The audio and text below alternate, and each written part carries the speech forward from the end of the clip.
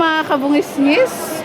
Ito po yung mga nagtatanong para sa kaagapay medical assistance. Mahakbang sa pagpasa ng medical and burial assistance. Ito po yung step by step. February 23 pa mga...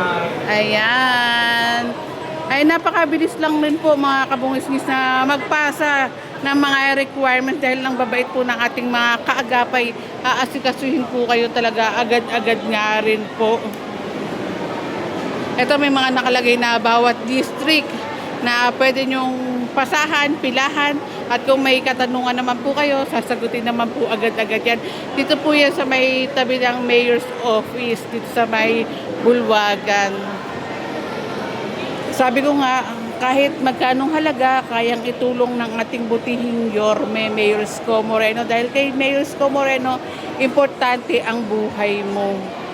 Yung iba nga, sa mga na-interview natin, pati yung medical, hospital bill, binabayaran si Yorme ang may sagot. I mean, sinasagot na ni Yorme yung hospital bill kahit magkano pa po yan.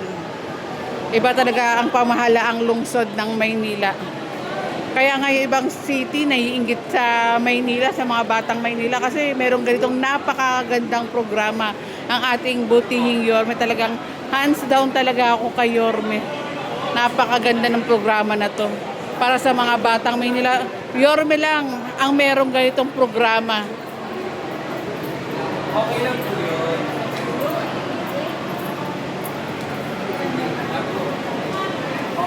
Ayan, mababait naman po ang ating mga staff. Sabi nga ni Yorme, laging naka-smile. Dahil yung mga hehengi ng tulong, minsan yung iba may mga nararamdaman, magigpabigit ang problema. Kaya pag-aanin din ng mga staff.